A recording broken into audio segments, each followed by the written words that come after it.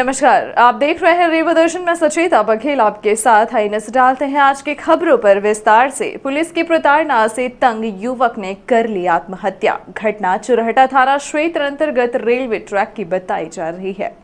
चुरहटा थाना क्षेत्र अंतर्गत रेलवे ट्रैक में एक युवक की आत्महत्या करने का दिल दहला देने वाला मामला सामने आया है। युवक सीधी जिले के मोहनिया क्षेत्र अंतर्गत का रहने वाला है, जिसका गांव की एक युवती से प्रेम प्रसंग चल रहा था, परंतु युवती के परिजनों ने युवती की शादी दूसरी जगह तय कर दी। इस घटना से आहत युवक ने सोशल मीडिया के माध्यम से युवती की कुछ तस्वीरें वायरल कर दी, जिसके बाद युवती के परिजनों ने चुरहट थाना क्षेत्र अंतर्गत मोहनिया चौकी में इस बात की रिपोर्ट दर्ज कराई, जिसके बाद पुलिस ने युवक व उसके परिजनों को थाने में बुलाकर उन्हें हद से ज्यादा प्रताड़ित किया। यही नहीं, पुलिस द्वारा युवक पर मुकदमा तो नहीं दर्ज किया गया, लेकिन पुलिस ने मामले का सेटलमेंट करने के लिए युवक के पिता से 1 लाख रुपए की मांग की, जिसमें से 20,000 रुपए पुलिस ने लिए भी, लेकिन बाकी के पैसे न होने की वजह से किश्तों में देने की बात की गई। इस घटना से युवक अत्यंत आहत हुआ और उसे शर्मिंदगी महसूस हुई, जिसकी वजह से युवक रीवा में आकर रेलवे ट्रैक में जाकर आत्महत्या कर लिया।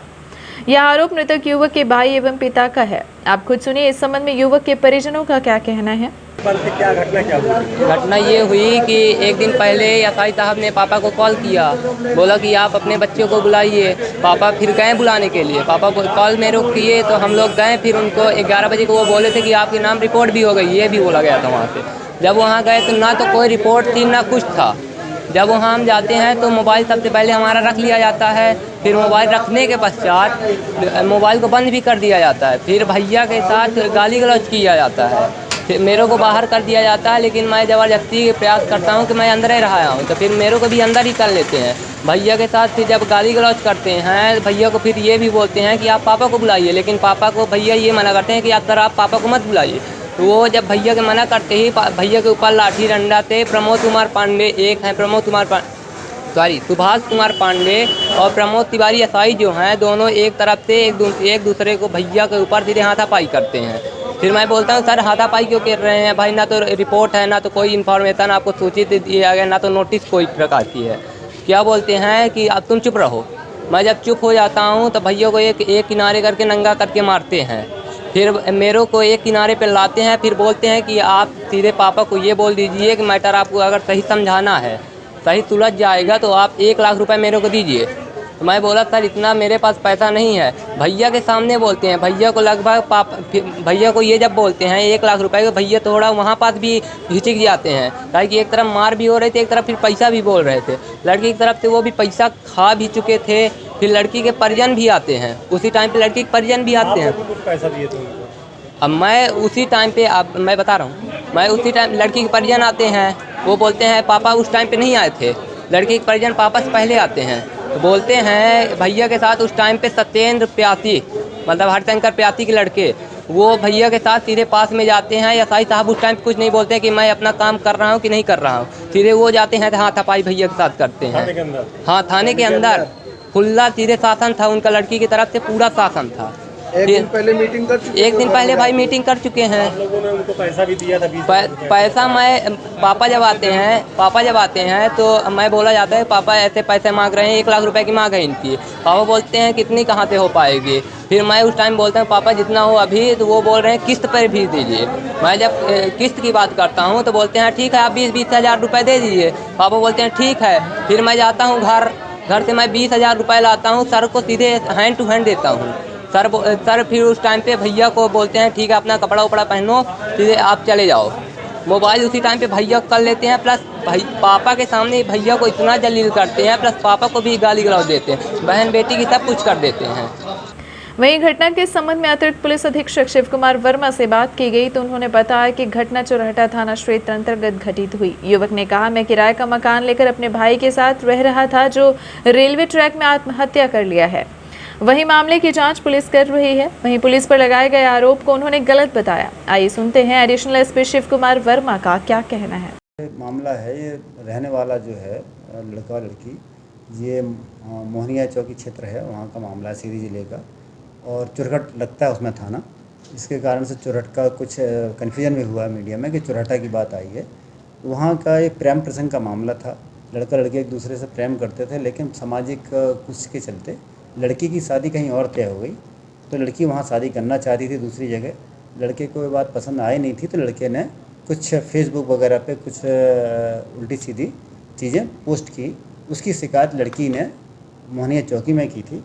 उसके बाद मोहनिया चौकी प्रभारी के द्वारा दोनों परिवारजनों को, लड़की के साथ भी लड़के के साथ भी बुलवाया गया था और समझाइश दी गई थी।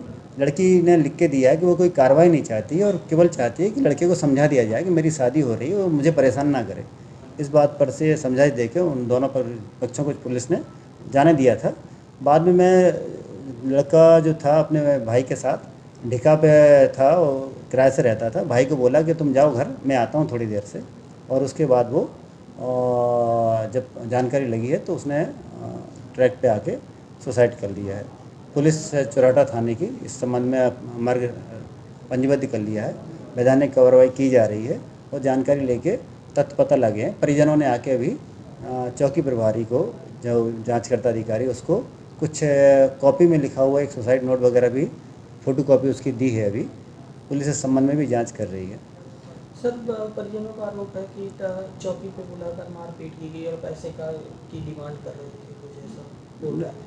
परिजनों का आरोप हो सकता है इस तरह का हो, लेकिन अभी तक की पुलिस की जांच में वो तथ्य नहीं आए हैं और पुलिस इस संबंध में पूरी जांच कर रही है। मैंने भी एडिशनल एसपी सीडी से चर्चा की थी इस संबंध में, तो उनके द्वारा भी यही जानकारी दी गई कि मामला इस तरह का है, प्रेम प्रसंग का मामला है पूरी तरह से। और उनको लड़की ने शिकायत की थी फेसबुक पर कुछ गलत पोस्ट करने के कारण से, क्योंकि उसकी शादी हो रही थी। तो पुलिस ने तत्परता दिखाते हुए कि लड़की का कुछ भविष्य भी खराब ना हो, लड़का भी कुछ उस तरह से ना हो। जो लड़की ने लिख के दे दिया कि वो कार्रवाई नहीं चाहती, दोनों को छोड़ दिया गया था। मुस्लिम युवक पर महिला ने लगाया दुष्कर्म करने का आरोप। महिला ने कहा चाकू की नोक पर किया गया दुष्कर्म। यही नहीं, धर्म परिवर्तन का भी आरोप लगाया है और महिला थाने में पहुंचकर इस बात की शिकायत भी दर्ज कराई है। पुलिस मामले की जांच में जुटी हुई है। शुक्रवार को एक महिला थाने पहुंचकर मुस्लिम युवक के खिलाफ चाकू की नोक पर दैहिक शोषण करने और धर्म परिवर्तन करने समेत अन्य गंभीर आरोप लगाए हैं। इधर इस मामले की शिकायत मिलने के बाद पुलिस ने मुस्लिम युवक के खिलाफ मामला दर्ज कर लिया है और जांच शुरू कर दी गई है। और पीड़िता ने कहा, आशिफ खान नामक युवक द्वारा उसे पिछले 4 महीने से परेशान किया जा रहा है। थोड़ी बहुत जान पहचान होने की वजह से आरोपी युवक का महिला के घर में लगातार आना जाना भी बना रहा। इस दौरान युवक ने महिला का शारीरिक शोषण करना शुरू कर दिया। बाद में आरोपी महिला के साथ मारपीट करते हुए आए दिन चाकू की नोक पर उसे अपनी हवस का शिकार बनाने लगा और अश्लील वीडियो बनाकर सोशल मीडिया में वायरल करने की धमकी देकर धर्म परिवर्तन करने और शादी करने का दबाव बनाने लगा। रेवा में महिला के साथ शारीरिक शोषण और जबरन धर्म परिवर्तन कराने के लिए दबाव बनाने वाला एक अजीबोगरीब मामला सामने आया है, जहां पर मुस्लिम युवक के द्वारा पहले तो महिला का शारीरिक शोषण किया गया, बाद में उसकी अश्लील तस्वीरें सोशल मीडिया में वायरल करने की धमकी देने लगा और उसे धर्म परिवर्तन के दबाव देने लगा।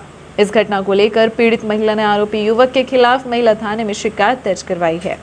शिकायत लेकर जैसे ही महिला थाने पहुंची तो पुलिस ने तुरंत ही आरोपी युवक के खिलाफ प्रकरण पंजीबद्ध कर लिया और महिला को मेडिकल परीक्षण के लिए अस्पताल भेज दिया गया।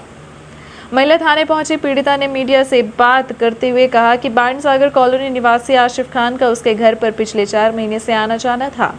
महिला ने युवक पर आरोप लगाते हुए कहा कि उसके जेठ के बेटे के साथ आशिफ की दोस्ती थी, उसी के साथ वह कभी कभी घर पर आया करता था। आरोपी युवक कभी कभार महिला के बच्चों को स्कूल से घर छोड़ने भी आया करता था। इसी के चलते उसका घर पे आना जाना लगातार बना रहा। इसी बीच युवक ने महिला से मित्रता बढ़ाई और डरा धमकाकर मारपीट करते हुए चाकू की नोक पर उसे अपनी हवस का शिकार बना डाला। आरोपी की करतूतों का सिलसिला यही नहीं थमा, उसने कई बार महिला का दैहिक शोषण किया और महिला का अश्लील वीडियो बनाकर उसे सोशल मीडिया में वायरल करने की धमकी देने लगा। बाद में आरोपी महिला को धमकी देते हुए लगातार उसे व उसके बच्चों को धर्म परिवर्तन कर अपने धर्म में शामिल होने और शादी करने का दबाव बनाने लगा। पीड़िता ने आरोपी युवक की धमकी का कई बार विरोध किया और पुलिस में शिकायत दर्ज करवाई, बावजूद इसके आरोपी नहीं माना, जिसके बाद परेशान होकर पीड़िता महिला थाने पहुंची और उसके साथ हुए अत्याचार की कहानी पुलिस से बयां की। पुलिस ने मामले को गंभीरता से लेते हुए तत्काल आरोपी युवक के खिलाफ प्रकरण पंजीबद्ध कर लिया है और मामले की जांच शुरू कर दी है। बाद में पुलिस ने पीड़ित महिला को मेडिकल प्रशिक्षण के लिए अस्पताल भेज दिया। इधर मामले को लेकर महिला थाना प्रभारी निशा मिश्रा ने बताया कि महिला की शिकायत पर मुस्लिम युवक के खिलाफ मामला दर्ज कर लिया गया है और जांच की जा रही है। जांच में जो भी तथ्य सामने आएंगे उस आधार पर कार्यवाही की जाएगी। घटना के संबंध में अतिरिक्त पुलिस अधीक्षक शिव कुमार वर्मा से बात की गई तो उन्होंने इस संबंध में विस्तार से जानकारी दी। हम आए हैं, हमारे साथ है एक आसिफ खान नाम का लड़का है, वो हमें परेशान करता है, इसीलिए हम यहाँ आए हैं। किस तरह से परेशान करता है और कब से परेशान करता है? आज वो 4 महीने से हमको परेशान कर रहा है। क्या बोलते हैं, क्या पूरा मामला बताइए। बोलता है कि तुम हमारे साथ शादी कर लो और तुमको हम अच्छे से रखेंगे, तुम अपना बच्चा अपना पति छोड़ दो, सबको ऐसा कर दो, और हमारे बच्चों को मारने की धमकी देता है, हमको भी मारने की धमकी देता है। और क्या बोला जाता है उसके द्वारा? क्या और क्या कहता है वो? यही कहता है, मारने की धमकी देता है, शादी के लिए बोलता है। धर्म परिवर्तन करने के लिए भी हाँ, ये सब बोलता है। क्या बोलता है? पूरा बताइए ना। धर्म परिवर्तन के लिए बोलता है कि तुम हमारे साथ रहोगे तो अच्छा रहेगा। बच्चों को भी हमारे बोलता है कि हम तुम्हारे बच्चों को भी ऐसा करेंगे, मुसलमान बना देंगे, तुम भी अच्छा से रहोगी, तुम्हारे बच्चे रहें, तुम्हारा पति को छोड़ दो, ऐसा बोलता है। कब से परेशान कर रहा है? आज ये 4 महीने से परेशान कर रहा था, तो हम यहाँ थे तो हमें डर लगता था कि हमारे बच्चों को धमकी देता था कि हम मार देंगे, तो हम इसीलिए नहीं बोल रहे थे। और जब हम गांव चले गए तो हम गांव जब गए तो हम वहाँ से ही उसको डरवाने लगे कि अब तुम्हारे में फ़ोन ऑन नहीं करना। तो फिर हमारी जो गंदी फ़ोटो थी उसको उसने हमारे पूरे व्हाट्सएप फेसबुक में डाल दिया। युवक से पहचान कब हुई? वो हमको बदनाम कर दिया। युवक से पहचान हुई, वो बस स्टैंड में दुकान रखा था, हमारे बच्चे वहाँ जाते थे, जब कभी लेट हो जाते थे तो हमारे बच्चे को छोड़ने वो हमारे रूम तक आता था। कितने साल पहले से जानता था? अभी 2-4 महीने पहले से ही जानता है, 4-5 महीना हो गया। और किस तरह की धमकी देता है? मारने की धमकी देता है हमको। अश्लील फोटो उसके पास कैसे पहुंची? वो हमको मार मार के धमकी दे के ये सब फोटो बनाता था और हम डर मारता था। दुष्कर्म भी किया आपके साथ? हाँ, दुष्कर्म भी हमारे साथ करता था, हमको डरवाता था, मारता था, तो हमको हमारे साथ स्वाभाविक है कि दुष्कर्म करेगा ही। किस तरह की धमकी दी जा रही थी उसके द्वारा? वो हमको जान से मारने की धमकी दे रही। हमारे बच्चे छोटे छोटे थे, उसको बोल रहा था कि हम बच्चों को जान से मरवा देंगे, मार देंगे, तुम्हारे साथ ऐसा नहीं करोगे तो। पहले इसकी शिकायत आपने कहीं की थी? हम शिकायत नहीं करने पा रहे। जब हम बोलते थे कि हम 100 नंबर को फ़ोन करेंगे, हम रिपोर्ट दर्ज करा देंगे, तो बोलता था कि हम तुमको भी जान से मार देंगे, तुम्हारे बच्चों को भी जान से मार देंगे। आज आप कैसे पहुंच गए? आज हम गांव से आए कल, तो हम सोचे कि रूम भाड़ा देना था, तो हम सोचे रूम भाड़ा दे देंगे मकान मालिक का। तो हम जैसे ही आए वो सुबह हमारे घर पहुंच गया रूम हमारे, और आकर के हमको डरवाने लगा, धमकाने लगा कि तुमने शिकायत की है, रिपोर्ट करती है, ऐसा करती हो, ऐसा करती है, इस तरह से बोल रहा था। कहीं ना कहीं आपको जान का खतरा भी है? हाँ, मेरे जान का खतरा है उससे, ये भी बात है कि मेरे जान का खतरा है। अभी आप महिला थाने आप लोग आए हैं, की मांग की? एक प्रकरण आया था जिसमें एक महिला के को ब्लैकमेल किया जा रहा है धर्म परिवर्तन के लिए। उस मुस्लिम व्यक्ति ने उसके साथ कुछ अवैध संबंध बनाए हैं और उसकी वजह से उसको ब्लैकमेल कर रहा है, कुछ अश्लील वीडियोस बनाए हैं, उसको प्रताड़ित किया जा रहा है, उसके वीडियो से उसको ब्लैकमेल किया जा रहा है, उसके बच्चों को मारने की धमकी दी जा रहा है। और वो मुस्लिम व्यक्ति कंटिन्यूस उसको प्रताड़ित ये कर रहा है कि वो उसको धर्म परिवर्तन करना है और वो बंदूक की नोक पे परिवर्तन करा रहा है। ये प्रकरण जब हम लोगों के संज्ञान में आया तो बजरंग दल के हम लोग पूरा एक लोग मिल के आए और ये प्रकरण दर्ज करने के लिए हम लोग ने यहाँ पे उनका समर्थन कर रहे हैं और किसी तरह ये प्रकरण दर्ज हो और उसके बाद हम लोग बाकी कार्रवाई के लिए हम लोग मांग कर रहे हैं। अभी थाना प्रभारी मैडम को क्या? थाना प्रभारी ने आश्वासन दिया है कि वो एक रिपोर्ट दर्ज करा रहे हैं, उसकी एक आवेदन कॉपी अभी हम लोगों ने दी हुई है, तो देखिए जल्दी अभी हम जब तक रिपोर्ट वगैरह दर्ज हो है उसके बाद हम लोग। एक महिला ने पहुंचकर एक मुस्लिम युवक के खिलाफ संगीन आरोप लगाए, क्या हुआ? इसमें क्या है, 40 वर्षीय महिला है, अपने बच्चों के साथ में किराए से रहती है रानी तालाब के पास में। इसका पति मुंबई में काम करता है, महिला यहाँ अपने बच्चों के साथ रहती थी और इसका परिचय आसिफ नाम के एक व्यक्ति से हुआ जिसकी उम्र करीब 20 वर्ष है और इसके बाद उसका आना जाना था लगातार वहाँ पर। महिला ने अभी आके जब थाने में रिपोर्ट की तो महिला थाना प्रभारी थे और मामले को संज्ञान में लेके तत्परता से उसमें प्रकरण पंजीबद्ध कर लिया, क्योंकि घटनाक्रम में तथ्य आया कि महिला उसके संपर्क में आई थी और उसके महिला के साथ उसके संबंध बने और उसके बाद उसने उसके पति को वो वीडियो वायरल कर दिया, उस अश्लील टाइप की वीडियो थी, उसके पति को वायरल कर दिया, उसके जेठ को वायरल कर दिया और उसके बाद मामला इस तरह से जानकारी में आने के बाद महिला ने इसकी रिपोर्ट लिखाई, जिस पर से पुलिस ने 376 TN का मामला साथ में IT एक्ट का मामला आरोपी के विरुद्ध दर्ज कर लिया और महिला थाना प्रभारी ने तत्परता से आरोपी को गिरफ्तार भी कर लिया है। आरोपी को जेल भेजने की प्रक्रिया जारी है। साथ साथ उसका मोबाइल वगैरह भी जब्त किया गया है और IT एक्ट की धारा के तहत उसमें भी वैधानिक कार्रवाई की जा रही है। सर, पकड़ा गया युवक महिला पर जबरन तौर पर परिवर्तन के लिए दबाव नहीं, ये अभी तथ्य पूरी तरह से सही नहीं पाया गया है। इसमें महिला थाना प्रभारी खुद इसमें जांच कर रही हैं। उनका कहना था परिचित है एक दूसरे से, नाम से जानते थे एक दूसरे के पहले से, कि वो आसिफ है उसका नाम, महिला दूसरे समुदाय की है। एक दूसरे परिचित होने के बाद महिला की स्थिति थोड़ा सा एज के कारण भी देखते हैं, तो वो भी उस तरह की थी। महिला शादीशुदा थी, बच्चों वाली थी। तो इस तरह के तथ्य अभी तक स्पष्ट नहीं हुए हैं कि उसने कोई धर्म परिवर्तन को लेकर दबाव बनाया है। हाँ, उसने जो घटना की है और उसने जो वीडियो वायरल किया है उसमें पुलिस ने पाया और उसमें प्रकरण पंजीबद्ध कर लिया है। आरोपी को गिरफ्तार भी कर लिया गया है। शुलभ कॉम्प्लेक्स में मनमानी का आलम, सभी नियमों को ताक पर रखकर किए जाते हैं पैसे वसूल। मामला है साईं मंदिर के समीप संचालित शुलभ कॉम्प्लेक्स जन सुविधा केंद्र का, जहां शुलभ कॉम्प्लेक्स में मौजूद कर्मचारी नियम विरुद्ध कार्य करते हैं। यही नहीं, शुलभ कॉम्प्लेक्स में यूरिन डिस्चार्ज करने का भी महिलाओं से पैसे लिए जाते हैं, जबकि यूरिन डिस्चार्ज के लिए निःशुल्क व्यवस्था बनाई गई है। बावजूद इसके शुलभ कॉम्प्लेक्स में बैठे जिम्मेदार खुलेआम लूट मचा रखे हुए हैं। यह नगर निगम की भी बड़ी लापरवाही मानी जा रही है। साथ ही इसे महिलाओं के अपमान से जुड़ा हुआ मुद्दा भी कहा जा रहा है। साईं मंदिर के समीप संचालित इंटरनेशनल शुलभ कॉम्प्लेक्स में तैनात कर्मचारियों द्वारा महिलाओं से यूरिन डिस्चार्ज करने के 5 रुपए लेते हैं। यहाँ खेल लंबे समय से चलता आ रहा था। इस बात की सूचना मिलने पर मीडिया के साथ नगर निगम के कुछ जिम्मेदार लोग व व्यापारी वहां पहुंचे और जब कर्मचारियों से बात की तो उनकी बातें सुनकर आप भी चौंक जाएंगे। शुलभ कॉम्प्लेक्स में तैनात कर्मचारियों ने कहा कि महिलाओं के यूरिन डिस्चार्ज के लिए 5 रुपए इसलिए लिए जाते हैं क्योंकि वह यहाँ पर आकर सैनिटरी पैड डिस्पोज करती हैं। इस बात को महिलाओं का अपमान बताया गया। साथ ही यह नियम विरुद्ध कार्य भी बताया जा रहा है। इस बात को लेकर जब स्थानीय व्यापारियों समेत कुछ लोगों से बात की गई तो सुनिए इस संबंध में लोगों का क्या कहना है। यही नहीं, रात 9 बजे के बाद इस शुलभ कॉम्प्लेक्स को बंद भी कर दिया जाता है। आपको बताना चाहता हूँ, मेरी जो निजी जानकारी में शुलभ शौचालय का कोई उपयोग करता है, खासकर यूरिन डिस्चार्ज करने के लिए, वो निःशुल्क है। कोई फ्रेश होना चाहे तो उसका 5 रुपये चार्ज लगता है। ऐसा बाइलाज नहीं, ऐसा नियम में भी है, तो ये सबको मालूम है। अगर ये ले रहे हैं यूरिन डिस्चार्ज करने का 5 रुपये तो बिल्कुल गलत ले रहे हैं। इनके खिलाफ नगर निगम को कार्रवाई करनी चाहिए। और कुछ एक तर्क इनने दिया है, वो तर्क मैं मीडिया के सामने प्रस्तुत नहीं कर सकता। वो तर्क तो और असंवेदनशील है। वो आप व्यक्तिगत रूप से अधिकारियों से संपर्क करके उनको बताइए कि उनका ये जो तर्क है माताओं बहनों के आमतौर पर सार्वजनिक स्तर पर महिलाएं यूरिनल नहीं कर सकती हैं, इसलिए शुलभ कॉम्प्लेक्स में जाता है। उसके बाद भी 5 रुपये लगेगा, तो ऐसे में कैसे काम चलेगा? नहीं, काम नहीं चलेगा। ये गलत कर रहे हैं, इनके खिलाफ कार्रवाई करनी चाहिए। हम आपके साथ हैं और माताओं बहनों के साथ हैं। इनके खिलाफ बिल्कुल तत्काल कार्रवाई करनी चाहिए। नगर नियम को तत्काल इसको संज्ञान में लेकर इसको इस पूरे सिस्टम को बंद कराना चाहिए।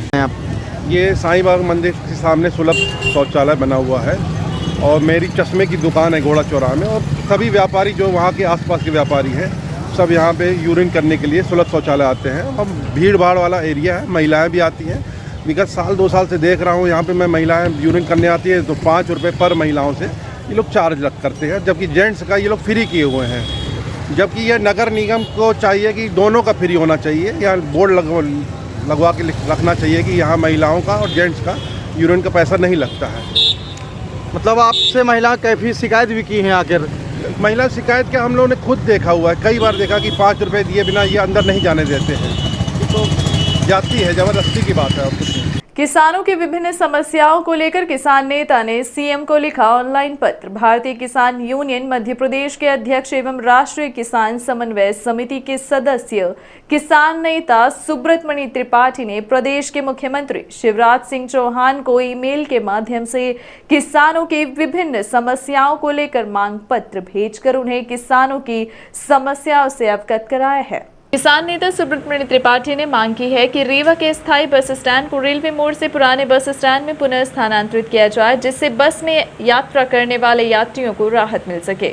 किसान नेता द्वारा लिखे गए पत्र का सरकार की तरफ से जो पत्र का जवाब आया है उसमें आवश्यक कार्यवाही के लिए रीवा कलेक्टर समेत परिवहन विभाग को निर्देश जारी किया गया है।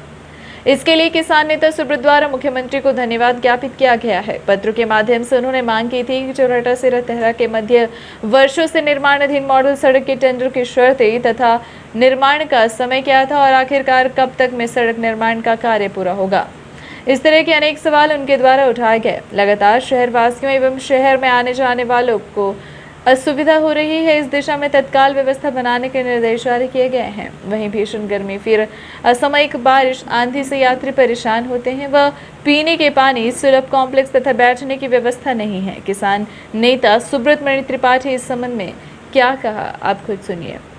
ये रीवा का अस्थायी बस स्टैंड है, अस्थायी बस स्टैंड। आप सोच सकते हैं कई महीनों से यहाँ लोग परेशान हैं। आम यात्री से लेके हमारे बस चालक, कंडक्टर सभी परेशान है। ना यहाँ पे बस खड़ी करने के लिए कहीं पे जगह है, न यात्रियों को कहीं बैठने के लिए जगह है। आप देख रहे हैं ओवर ब्रिज ना होता तो उसकी छांव के नीचे सब लोग बैठे हैं। छोटे छोटे बच्चे, महिलाएं, सब लोग परेशान हैं। ना यहाँ पानी की पीने की पानी की व्यवस्था है, ना यहाँ सुलभ शौचालय है। आप सोच सकते हैं पानी तो खरीद के पी सकते हैं, लेकिन सुलभ शौचालय के लिए कहाँ जाएंगे? खासकर हमारी मातृशक्ति क्या करेंगी यहाँ पे? हम आपके चैनल के माध्यम से जिला प्रशासन से मांग करते हैं कि कम से कम बस स्टैंड को शिफ्ट करने से पहले ये सोचा जाना चाहिए कि यहाँ पे पानी है, सुलभ है कि नहीं है, क्या मूलभूत सुविधाएं आखिर एक बस स्टैंड के लिए होनी चाहिए। आप यहाँ पे कोई सुविधाएं नहीं है। हम आपके चैनल के माध्यम से जिला प्रशासन से मांग करते हैं कि अविलंब इस बस स्टैंड को, जहाँ पे बस स्टैंड था वहाँ शिफ्ट किया। 150 रुपये प्रति यात्री से किराया ले रहे हैं, लूट रहे हैं।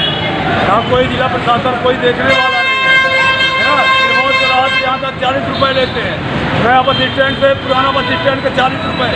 यहाँ रेलवे किराया है तो 50 रुपये, 60 रुपये किराया ले रहे हैं। वहाँ जब हम लोग की सवारी यहाँ पब्लिक को लेकर उतार रहे हैं, दूसरा किराया वसूल रहे हैं, फिर यहाँ से बैठा के 40 रुपये लेते हैं। कोई देखने वाला नहीं, ना कोई सुनने वाला है। यहाँ न एक फुट पानी मिलने वाला, न कोई लेटरी व्यवस्था, न कोई किसी व्यवस्था नहीं है। आधी आधी तूफान आता है, पानी बरस रहा, पब्लिक भीग रही है, कहाँ बैठे?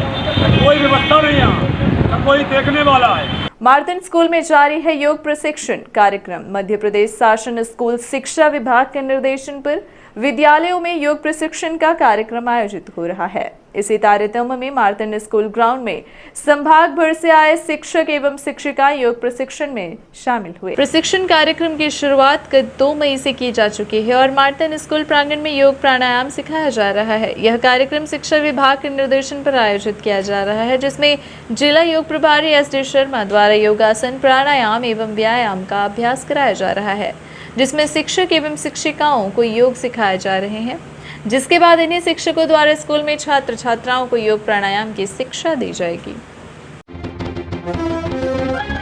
चुनाव की हर महत्वपूर्ण सूचना मीडिया के सहयोग से मतदाता तक पहुंचेगी। यह बात रीवा कलेक्टर मनोज पुष्प ने कही है। कलेक्टर तथा पुलिस अधीक्षक ने पत्रकारों से पंचायत चुनाव के संबंध में अहम चर्चा की।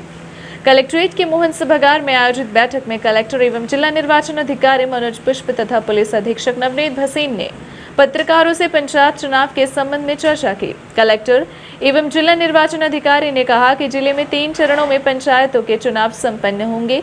पंचायत चुनाव के लिए राज्य निर्वाचन आयोग द्वारा निर्धारित कार्यक्रम के अनुसार आवश्यक तैयारियां की जा रही हैं।